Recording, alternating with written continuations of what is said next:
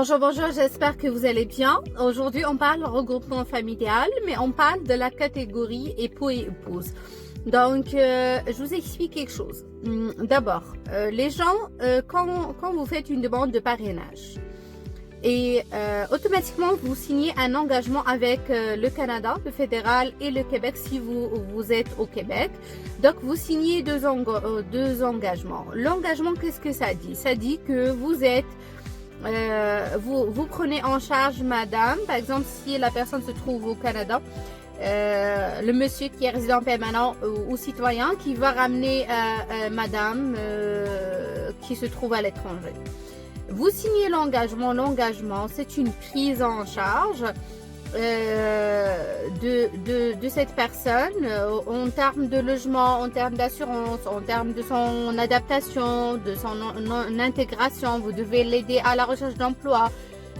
Donc, c'est une prise en charge. Dans le cadre des époux et épouses, cette prise en charge dure pendant 3 ans.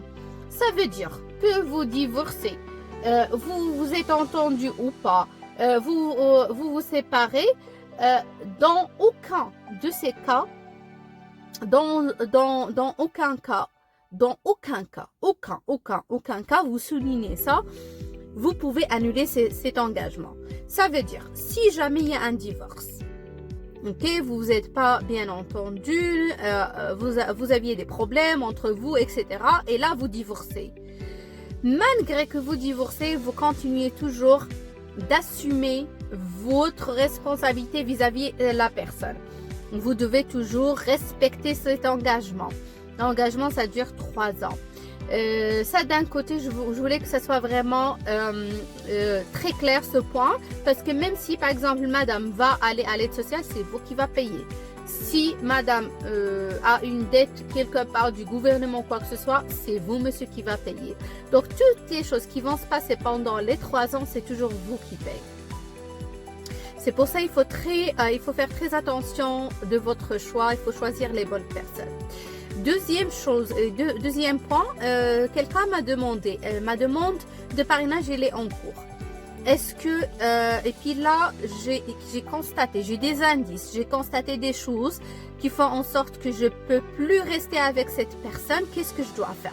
Bah, tout simplement, tant que la demande n'est pas finalisée et la personne n'a pas passé par le contrôle des frontières canadiennes, vous pouvez en tout moment annuler votre demande de parrainage.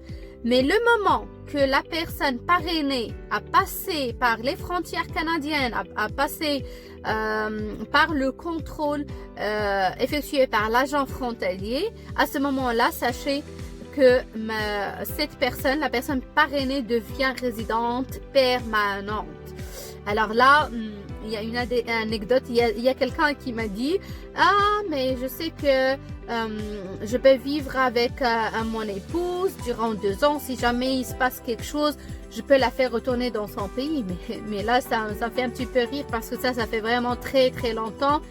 Et là, la personne, quand il rentre au Canada, il devient résident permanent. Vous pouvez ni la faire retourner, ni rien du tout. Résidente permanente du Canada, les résidents permanents, ils ont les mêmes droits que les citoyens canadiens, sauf le droit de vote.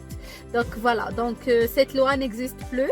Dès que la personne dépasse les frontières, il devient résident permanent. Donc c'est pour ça il faut vraiment bien choisir la bonne personne. Si vous avez au cours de la procédure des problèmes ou quoi que ce soit avec cette personne, tant que la personne n'est pas rentrée au Canada, vous pouvez annuler l'engagement. En tout cas, tous nos clients les personnes qui passent par nos bureaux, on essaie toujours quand même de leur expliquer tout ça. Mais je sais aussi qu'il y a beaucoup de personnes qui nous suivent via les réseaux sociaux, donc je tenais quand même à partager ces informations avec vous. S'il vous plaît, partagez la vidéo, likez-la, laissez-moi si vous avez des questions dans les commentaires. Et je vous dis merci, à la prochaine.